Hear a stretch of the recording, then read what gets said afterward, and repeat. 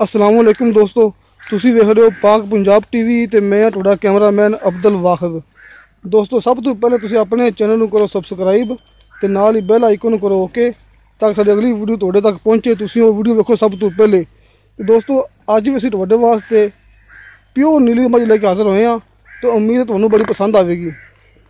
आ देखो दोस्तों, तकरीबन सुबह सूई, तकरीबन सूई नूं कोई मेरे ख्याल कोई 3 या 4 घंटे होए होने ने। देखो दोस्तों माशाल्लाह सोहने मोठ पार ते लाटू रंग थान। दोस्तों देखो माशाल्लाह सोहने मोठ पार ते लाटवा रंग थान, धुनी तो लेके ते असार तक अवाना बाहर नूं।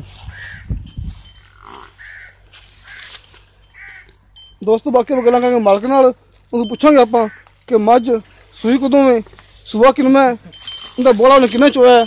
आपां सारी गल्लां करांगे मझ दे मालक नाल। पिछे कट्टी पाइंदे लो दोस्तों, पिछे तो कट्टी हैगी माशाल्लाह, काली स्याह कट्टी। दोस्तों प्योर नीली मझ देखो दोस्तों, लाटवा रंगे थान ते मुठ पार थान ते गठ गठ दा फासला।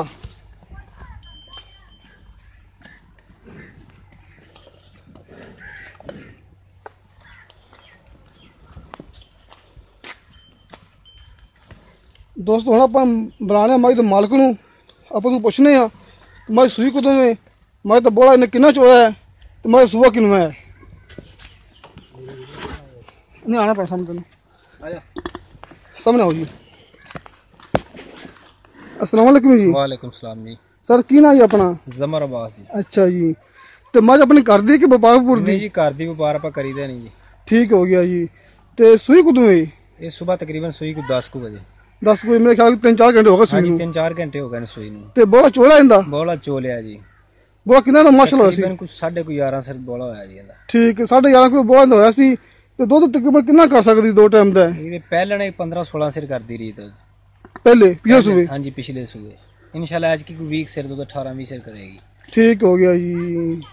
सुबह का किन्ना? दूसरा जी दूसरा सुबह सूई है। हां जी। ते इंदा हुण किन्ने की प्यार मोहब्बत नाल? प्यार में पता नहीं 2,60,000 रुपया जी। 2,60,000 रुपया विच की कमी पेशी करोगे माड़ी मोटी की? कर लांगे। ठीक हो गया जी। लो दोस्तों मालक ने इंदा 2,60,000 मुल किया है, जिंदे विच प्यार मोहब्बत भी हो जाएगा। किसी मेरे भाई ने खरीदनी होवे तो मेरा नंबर लग्या होंदा डिस्क्रिप्शन दे विच। किसी दोस्त नूं डिस्क्रिप्शन का पता नहीं लगता तो 0304 399 539। दोस्तों इस नंबर पर अपनी व्हाट्सअप बनी होंदी है। तो दोस्तों मिलने अगली वीडियो ते। खुदा हाफिज़।